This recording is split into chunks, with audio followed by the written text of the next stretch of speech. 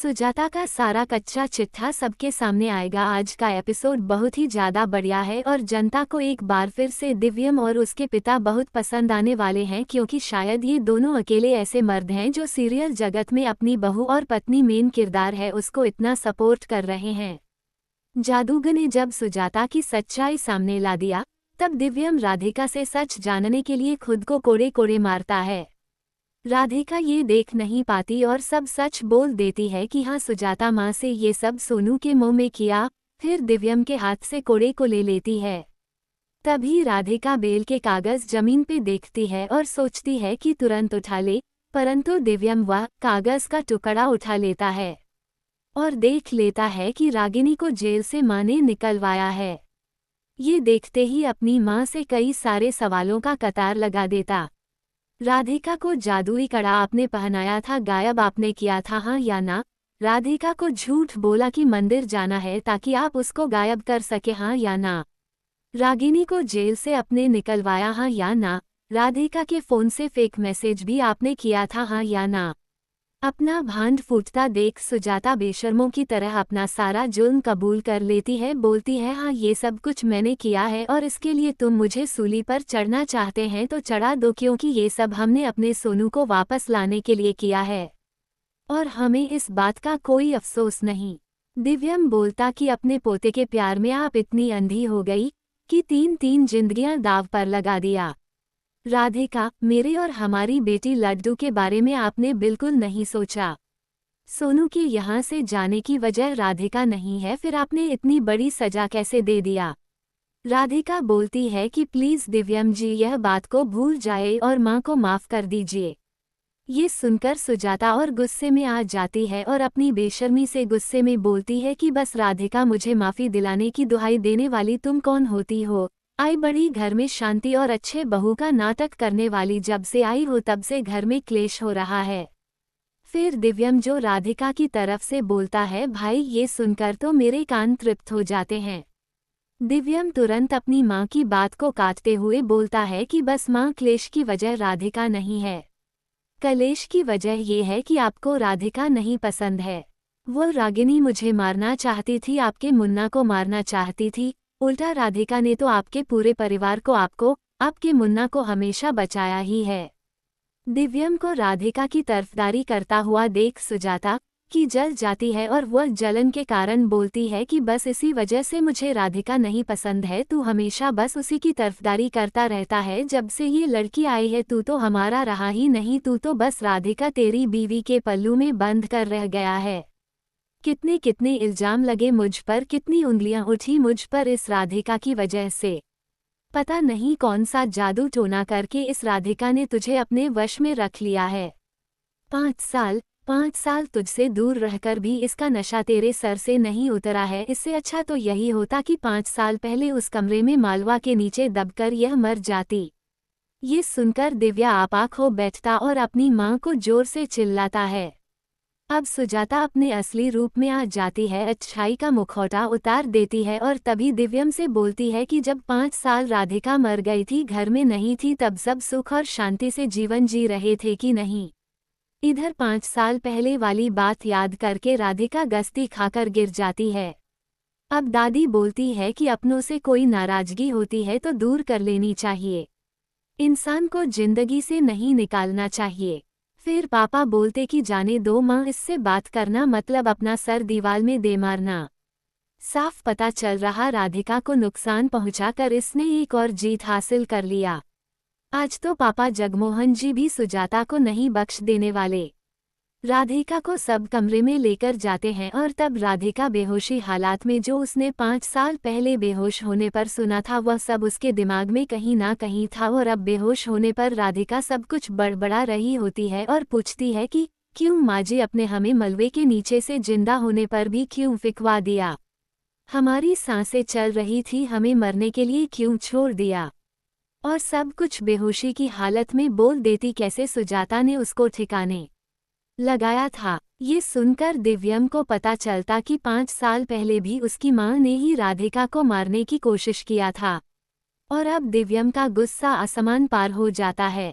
इधर सुजाता दादी को मना रही होती है कि आप तो दादी है ना, आप एक दूसरी दादी का दर्द समझ सकती है, इस घर में हमें कोई नहीं समझेगा सिवाय आपके। इस पर दादी बोलती है कि मुझे मेरे पोते प्यारे हैं, पर मैं पोते के प्यार में गांधारी बन अपनी बहू और पोती के साथ कभी नाइंसाफी नहीं करती तुम्हारे जैसे, और अपने फायदे के लिए दूसरों की जान नहीं लेती। फिर दिव्यम आता है और बोलता है बस माँ, आप अपनी झूठी कहानी बंद कीजिए अब। और आता है कहानी में मजा, क्योंकि अब सुजाता का एक और असली चेहरा आएगा सामने। सब्सक्राइब करें। दिव्यम आते ही बोलता है बस माँ, अपनी झूठी कहानी परोसना बंद करिए, आपको अपने बेटे का दुख नहीं दिखाई देता, उसकी खुशियाँ आपको प्यारी नहीं है। फिर सुजाता बोलती है कि मैं सब कुछ सोनू को पाने के लिए किया। फिर दिव्यम बोलते हैं कि 5 साल पहले तो सोनू नहीं था ना, आपको माफ़ी चाहिए, मैं करता हूँ आपको माफ़। अपने मेरे लड्डू के साथ इतनी ना इंसाफी की किया आपको माफ़। आपने जादूगर का कड़ा चुराया, राधिका को गायब किया और हमारे परिवार को खतरे में डाला दिया, उसके लिए भी माफ़ किया। ममता में मुझे मारने वाली रागिनी को घर लेके आई, उसके लिए भी किया माफ़। पर अब मैं आपको राधिका के खून करने की कोशिश किया, इसके लिए आपको माफ़ कैसे करूं? सुजाता बोलती है कि नहीं मुन्ना, मैंने ये सब नहीं किया। दिव्यम बोलता, मलबे के नीचे मेरी राधिका जिंदा थी, जब आपने उसे फिकवा दिया, सांसें चल रही थी उसकी, आपने मरने के लिए उसको छोड़ दिया। आदर्श बहू होने के बाद भी आप हमेशा राधिका को नीचा दिखाती रही, उसको उटपटांग बात बोलती रहती है, उसके खिलाफ लोगों को भड़काना, ये सब कुछ सही मेरी राधिका ने। तो अब आपको राधिका का सांस लेना भी बर्दाश्त नहीं, आपने उसकी सांस रोकने की, मारने की कोशिश की। 5 साल तक राधिका मेरे से दूर रही, उसने अकेले हमारी बेटी को जन्म दिया, आपने उससे उसका वजूद, उसका अस्तित्व छीन लिया।